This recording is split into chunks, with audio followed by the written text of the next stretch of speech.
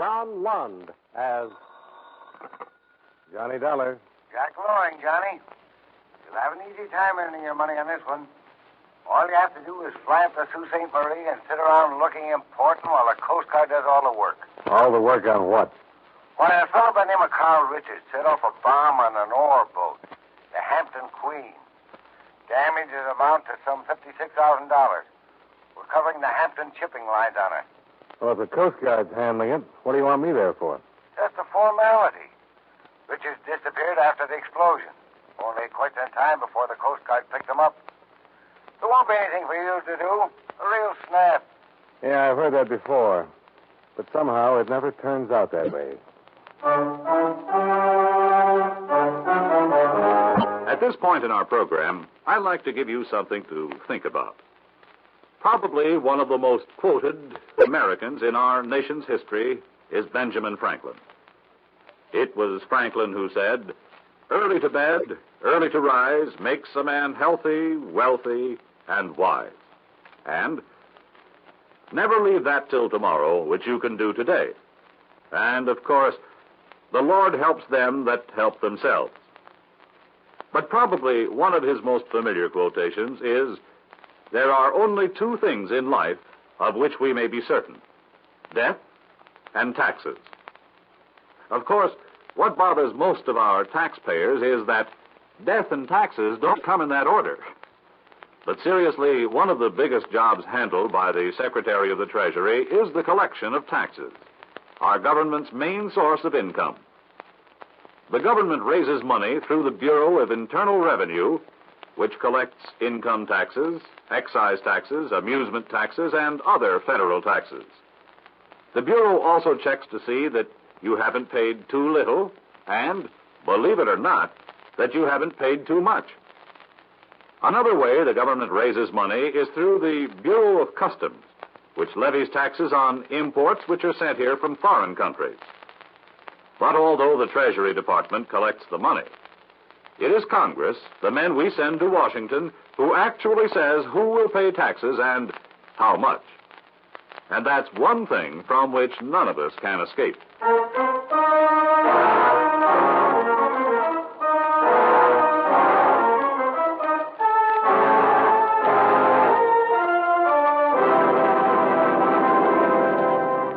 Expense account submitted by Special Investigator Johnny Dollar to Home Office, Worldwide Maritime and Insurance Company, Hartford, Connecticut.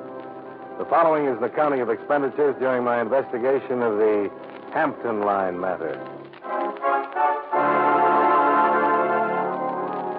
Expense account item 1, $56.30.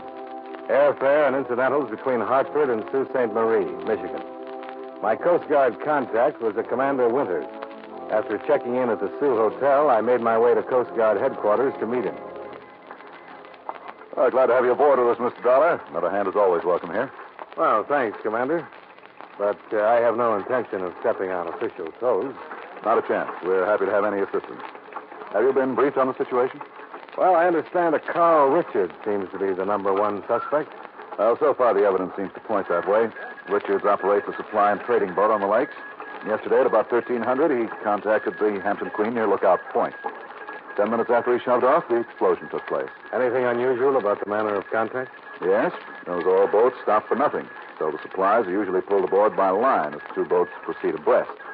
This time, Richards came up the Jacob's Ladder himself. Any particular reason why? Well, Captain Torgerson of the Queen couldn't give us any. He said Richards spoke to him briefly, went below decks for maybe 5 minutes, came up again and went over the side. And the explosion took place below deck? Yes, in a utility compartment just abaft the engine room. Did Richards bring any package aboard that might have held explosives? Captain Torgerson didn't notice any. Richards was wearing a greatcoat, pretty bulky. Might have had something underneath it. Uh-huh. Anything else to connect him with the explosion? One of the engine room hands saw him in that utility compartment. Nobody else was noticed down there. Then, of course, there's his disappearance. What's the dope on that, Commander? Well, after the supply boat shoved off from the Queen, it made no further contact, but it didn't pull into the docks until 2300 last night. When it did, Richards was not aboard. Well, who brought the boat in? His daughter, Elsa. She operated the boat with him. She claims she didn't know how her father got out of the boat, where he got out, or where he is right now. And she defies us to bring some kind of charge against her. Oh. Very interesting, Commander. But so far, there's one big hole right in the middle of the picture. Yes, I know. Motive. Is there any? Not that we can find. Richards has operated that supply boat over 20 years. Been an honest, law-abiding citizen with an excellent reputation.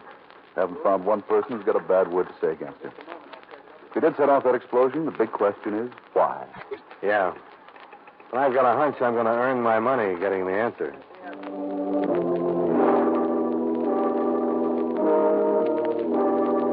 The Richards supply boat was a powerfully built all-weather water bug, about 65 feet in length, tied up at a private dock not too far from the Coast Guard station. The deck was crowded with miscellaneous crates and cartons that seemed to contain everything from clean laundry, oranges, and sacks of cement to bouquets of fresh flowers. I couldn't see anyone around, so I hopped aboard and headed toward the small cabin up forward. Before I reached it, however, the cabin door opened. Yes? What is it? Are you Miss Richards? That's right. Who are you? My name is Johnny Dollar. I've nothing to say to you, Mr. Dollar. Well, how do you know?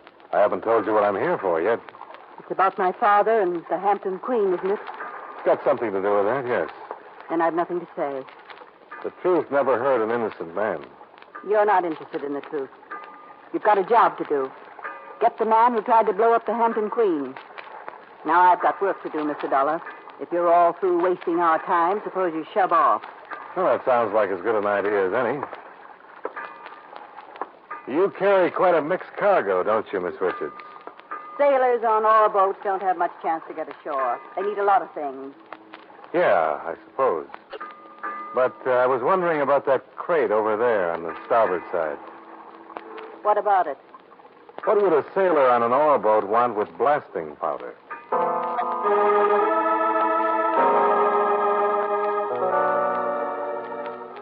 Expense account item 2, 75 cents. Cab fare to the Shoreview Hotel. I found Captain Torgerson on the hotel veranda, looking out over the endless parade of boats plowing their way up and down the lake. I don't know what you're coming around asking me questions for, Mr. Dollar. I don't know where Carl Richards is. Oh, the explosion took place on your boat, Captain. Richards was aboard some 10 minutes before the blast went off. So? Well, I thought you might be able to give me some idea why he did it. Who said he did? You don't think so? I know he didn't. Why not? That's Robert McNally, downbound, signaling for the locks. 18 minutes late this trip. He gets the Sabian or Davis lock instead of the MacArthur. Bob McNally's going to be hopping. Yeah, why is that? The MacArthur empties in 10 minutes. Faster getaway. I see. We were talking about Carl Richards. I've known him 25 years now. Know the man inside and out. He didn't do it. And why did he come aboard the Hampton Queen? Didn't say. Any idea why he went below decks? No. Well, it seems to me you'd be curious. I figure a man's business is his own till he decides to share it with someone else. That's all you've got to say? Well, we might think about a couple of things. Oh, I'll be glad to. The blast went off in an empty storage compartment. Buckled a few plates, broke some oil lines. Gonna tie us up in dry dock for maybe a week, 10 days. Uh-huh. If somebody wanted to do some real damage, the engine room's only a step away. Could have knocked out a whole bank of diesel with the same powder. Something to think about, Dollar. Yeah. Well, what was the other thing? Carl Richards came to the Sioux 25 years ago. Married, started this supply boat business, raised a family. In all that time, he never said a bad word against anybody. Never cheated a man out of a penny. Lived a sober, industrious life. What could a man like that set off a charge of powder aboard an old boat for? I'll trade one of my questions for yours, Captain. Oh, what is it? Why did he disappear?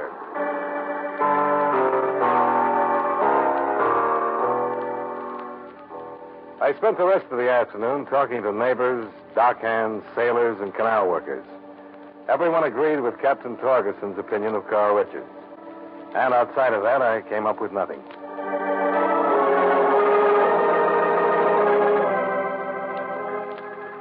the time I got back to Coast Guard headquarters, it was getting dark. Commander Winters was still on duty. Well, how have you been making out, Mr. Dollar? Well, I'm beginning to feel less like an investigator and more like a persecutor with every stop I make, Commander. Yes, I know. Couldn't ask for a finer reputation than Richards has had in the Sioux for the past 25 years. But then our job's not to judge him, just to apprehend him. Yeah. Anything new at this end? Not a thing. Still no trace of him. What's Elsa Richards been doing? She took the supply boat out this afternoon, made a number of routine contacts with ore boats, got back to the dock about half an hour ago. Nothing suspicious or untoward about any of them. Well, that's a big help. Uh-huh. Now, come in. Commander from our station at Three Harbors, marked urgent, sir. Thanks, Jenkins. Well, I'll leave you to your duties, Commander. Just a minute, Mr. Dollar.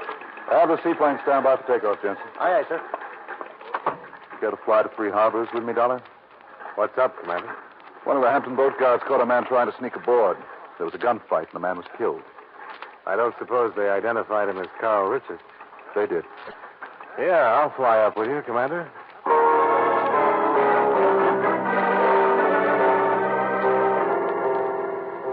Our first stop was the Richards supply boat, where we picked up Elsa. When we got to the Coast Guard landing docks, the four-place seaplane was ready, and we took off for Three Harbors, Minnesota. Elsa didn't speak during the flight and showed no emotional reaction when we put down at the Hampton Line docks and made our way to the guard offices.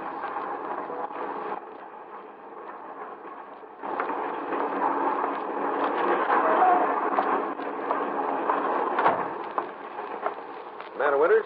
That's right. I'm Bill Fraser, Commander, the guard who shot that suspect earlier this evening. I'm glad to know you, Mr. Fraser. This is Miss Richards, Mr. Dollar. How are you, Mr. Fraser? Dollar. Sorry we had to meet under these circumstances, Miss Richards.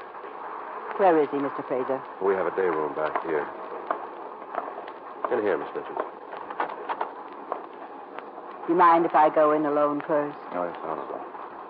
Thank you. Yeah, it's real rough. I wasn't expecting to run into Richard's daughter. You made a positive identification? Yeah, I got her wallet in the desk over here. Has the usual identification cards in it, driver's license, the rest of it. What were the circumstances, Mr. Fraser? Oh, I was standing the night watch when I saw this dinghy trying to sneak in under the stern. I hailed it and got a shot in return for my troubles. Fired back, got a lucky hit. Any explosive in the dinghy? Yeah, blasting powder. When I saw that, I thought of Carl Richards. When I got him ashore, we found the proof. Uh-huh. Well, that seems to tie this one up, Mr. Dollar. We may never know why Richards was doing it, but there's no doubt now that he was. It looks like it, Commander. Does that mean you have some reservations? No, not particularly. I'm just wondering why he was up here in Three Harbors. Well, outside of the Sioux, it's the closest point to the Canadian border. Might have been intending to head there after he got through. Oh, excuse me. Hampton line. Oh, yes, just a moment, please. It's for you, Commander. Thanks. Commander Winters. Where did it happen? Okay, send a cutter out. We'll be there as quickly as possible. You're not through any against Dollar. More trouble? Yes. One of the Hampton boats. Another explosion below decks.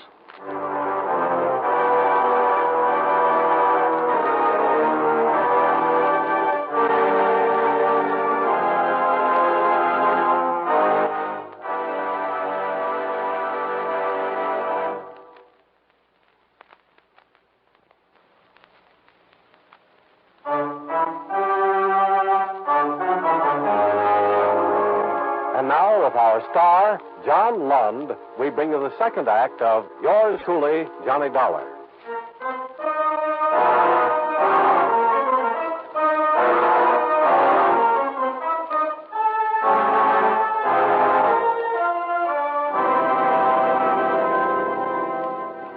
It took us approximately 2 hours to make it to Parisian Island in the Hampton boat, the James K.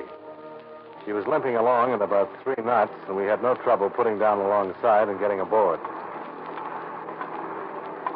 The James K's skipper, Captain Hartzell, took us below decks for a look at the damage. Here's where the blast went off. Most of the damage confined between these bulkheads. Some water's coming in, but pumps have it under control. We'll make the Sioux without any trouble. Engine room's right over there, isn't it? That's right. This is just an auxiliary compartment. No, there's no question about the setup being identical to the Hampton Queen. Yeah. What are these pipes up here, Captain? Auxiliary fuel and water. Most of the effect of the blast seems to be right there. This central pipe looks as though the force of the blast came from inside. Well, you think the explosive was inside that pipe? Well, I'd say it's a good possibility. When Sam Tyler ever comes around, he'll be able to tell us. Who's he? Abel Seaman. He was in here when the blast took place. Your cutter took him to the hospital at the Sioux. Was he badly hurt? Pretty bad. Anything else you want to know? I've got to take over the bridge. We're getting to the locks pretty soon. How about it, Dollar? I can't think of a thing.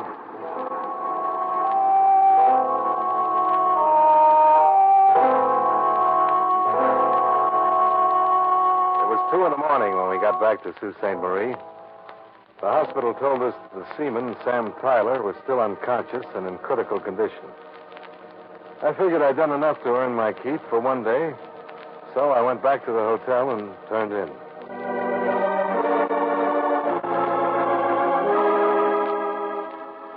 Expense account item 3, $1.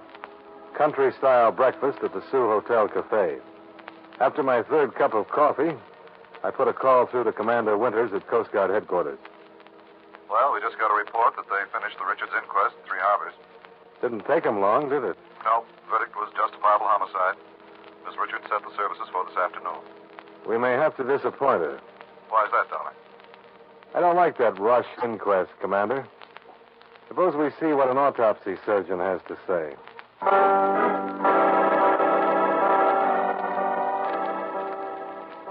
I spent the rest of the morning going over the Richards supply boat. I didn't know what I'd hoped to find, so when I finished, I wasn't disappointed. There was nothing aboard that clarified a thing for me. Back at the hotel, I found a message to call Jack Loring in Hartford. I put the call through.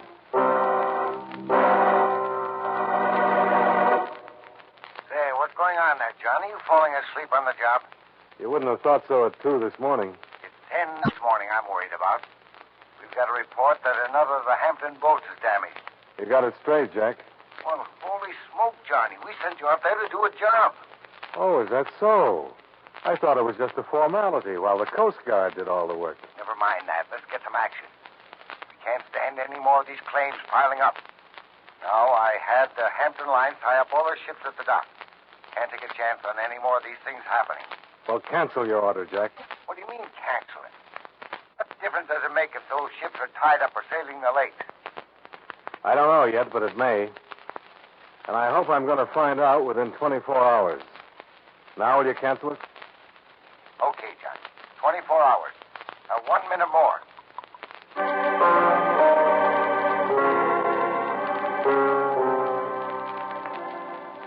Another call to the Sioux Hospital brought the same information as before. Sam Tyler was still unconscious, his condition unchanged. A call to Commander Winters got me equally as far. They had no report on the autopsy, and nothing else had turned up.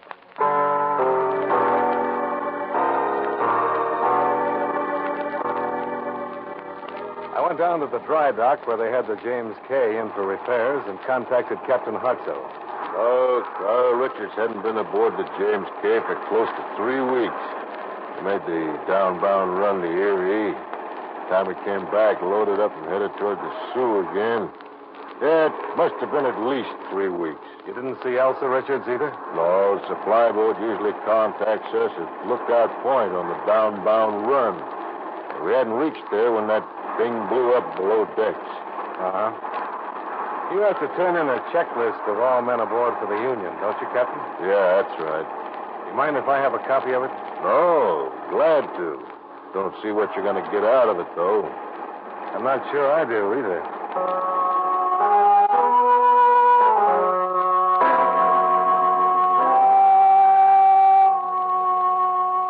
I made my way next to the Hampton Queen to get a similar list from Captain Torgeson.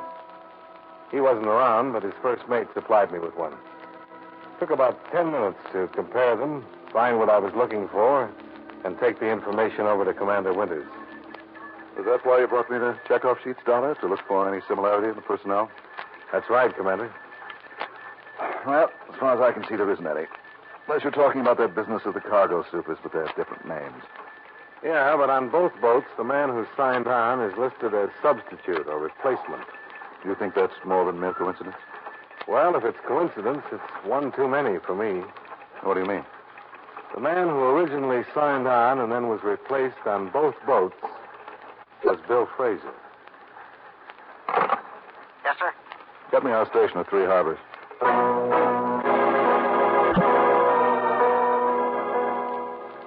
Took about a half hour for Three Harbors to come back with the requested information.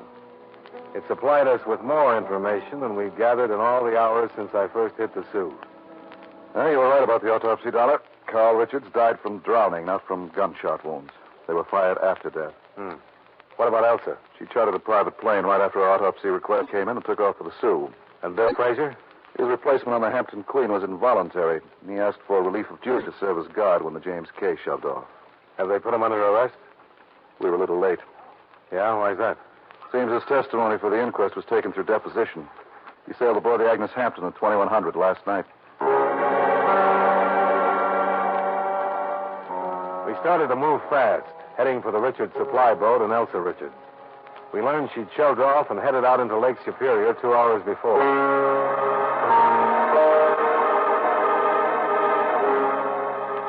20 minutes later, we were in the Coast Guard plane heading out after her. Looks like it'll be a close one, Dollar. You better make it, Commander. What do you figure will happen if you don't? Well, she'll make contact. Fraser will get aboard, and they'll be off for Canada. Where'd you get the hunch, Dollar? The booby traps tipped me off, Commander. The way those auxiliary oil pipes exploded from the inside. There had to be some reason for it. I suppose it makes sense. If Fraser was bringing in contraband from Canada, concealed in those oil lines, the booby trap gimmick was perfect. If anybody got suspicious and tried to investigate, the evidence was destroyed. Yeah. And the supply boat made the perfect tie-up. One contact each downbound trip is all they needed. You think Carl was in on it? No, I doubt it. I think he was trying to cover up for his daughter. Probably set a delayed fuse aboard the Queen to destroy the evidence. And then she and Fraser. Yeah. Nice beat.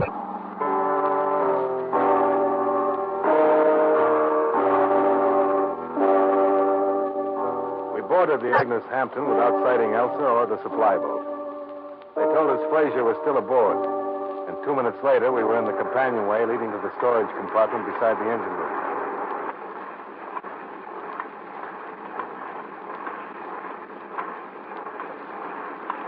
All right, hold it.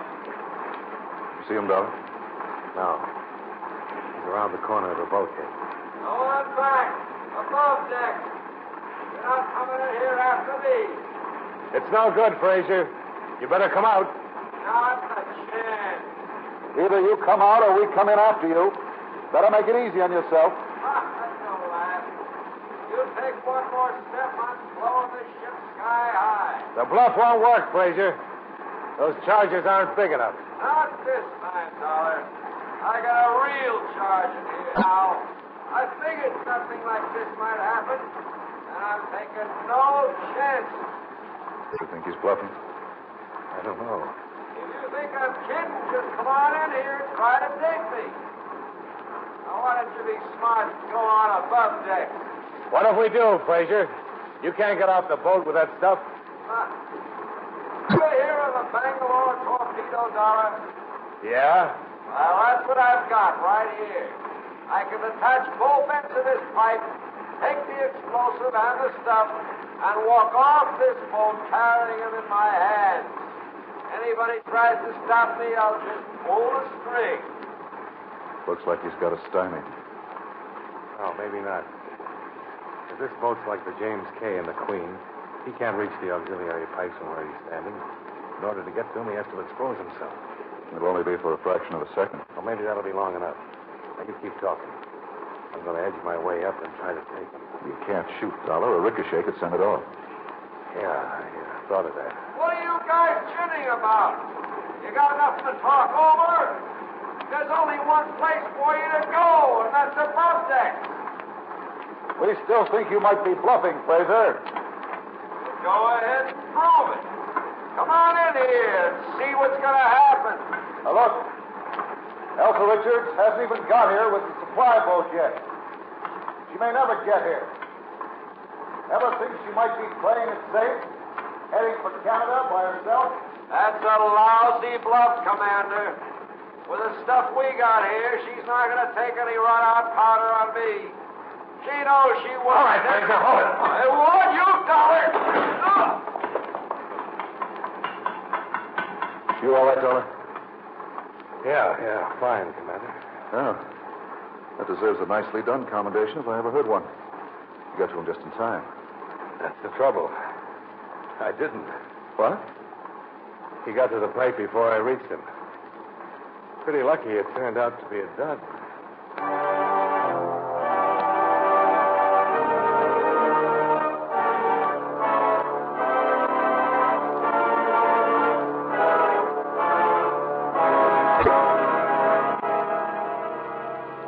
Expense account item 4, $39.40, hotel bill and miscellaneous.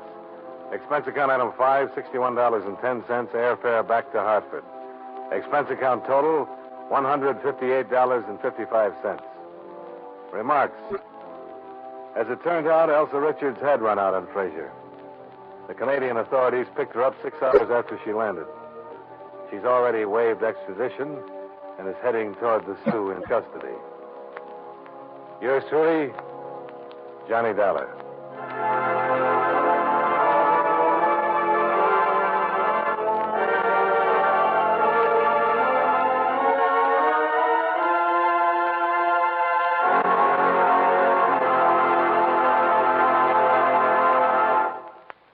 You know, many great men have attained the highest office in our land, the presidency of the United States. Can you guess the name of this man? During the Black Hawk War in 1832, he volunteered for service and was made captain of his company. As a member of Congress in 1847, he was opposed to the Mexican War. He also opposed the Kansas-Nebraska bill, which favored the extension of slavery. During this time, he was offered the governorship of the Oregon Territory, but refused it. Over 6 feet tall and not particularly good-looking, he was known for his droll sense of humor. If you don't have his name by now, here's an important clue. His unexpected acceptance of an invitation to attend the dedication of a soldier cemetery was responsible for one of the greatest speeches in our history. Who was he? Abraham Lincoln, 16th President of the United States. His life is part of your American heritage.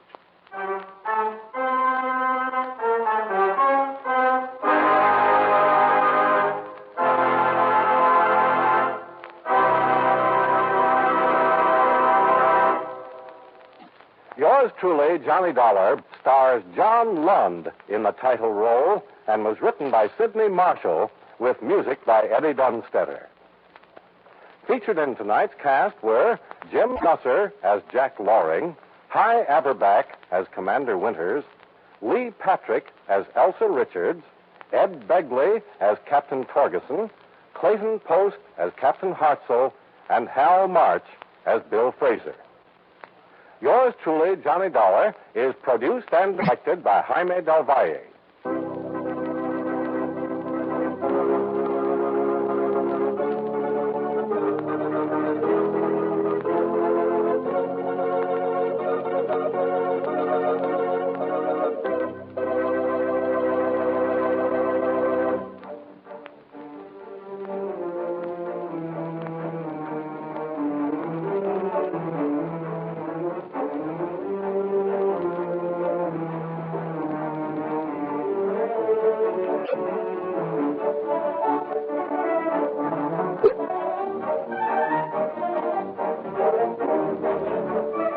Yours truly, Johnny Dollar, has been a presentation of the United States Armed Forces Radio and Television Service.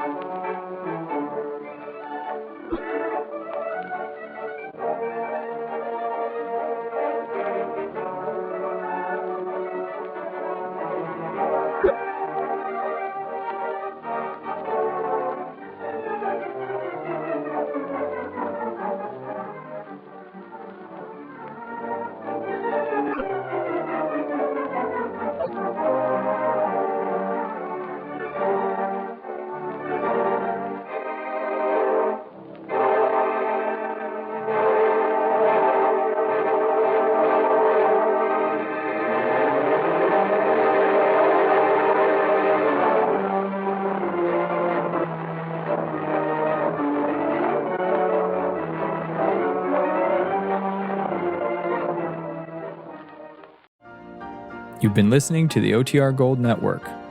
Find more classic radio at otrgold.com.